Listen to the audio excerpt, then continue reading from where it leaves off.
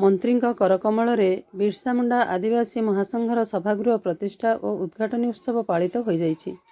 ବୌଦ୍ଧ ଜିଲ୍ଲା ହରଭଙ୍ଗା ବ୍ଲକ ଚାରିଛକଠାରେ ବ୍ଲକର ଆଦିବାସୀ ମହାସଂଘର ନୂତନ ସଭାଗୃହ ପ୍ରତିଷ୍ଠା ଓ ଉଦ୍ଘାଟନୀ ଉତ୍ସବ ଗୁରୁବାର ଦିନ ଓଡ଼ିଶା ସରକାରଙ୍କ ଜଙ୍ଗଲ ପରିବେଶ, ପଞ୍ଚାୟତରାଜ, ସୂଚନା ଓ ଲୋକସମ୍ପର୍କ ବିଭାଗର ମନ୍ତ୍ରୀ ଶ୍ରୀଯୁକ୍ତ ପ୍ରଦୀପ କୁମାର ଅମାତଙ୍କ କରକମଳରେ ଆନୁଷ୍ଠାନିକ ଭାବେ ଉଦ୍ଘାଟିତ ହୋଇଯାଇଛି। ଉଦ୍ଘାଟନୀ ପର୍ବ ଅବସରରେ କଳସ ଯାତ୍ରା, ହୋମଯଜ୍ଞ, ନାମଯଜ୍ଞ, ଅନ୍ନଯଜ୍ଞ ଆଦି ଅନୁଷ୍ଠିତ ହୋଇଥିଲା।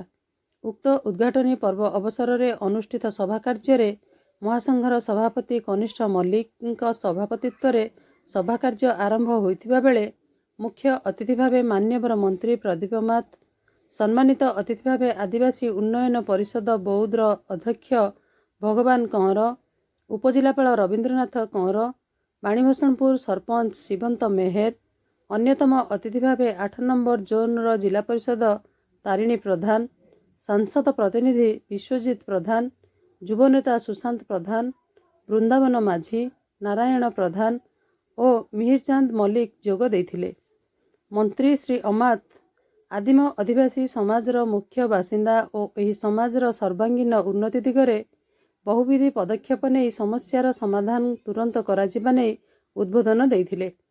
ଉକ୍ତ କାର୍ଯ୍ୟକ୍ରମରେ ବୌଦ୍ଧ ଓ କନ୍ଧମାଳ ଜିଲ୍ଲାର ସହସ୍ରାଧିକ ଆଦିବାସୀ ସମ୍ପ୍ରଦାୟର ସାଧାରଣ ଜନତା ଉପସ୍ଥିତ ରହିଥିଲେ।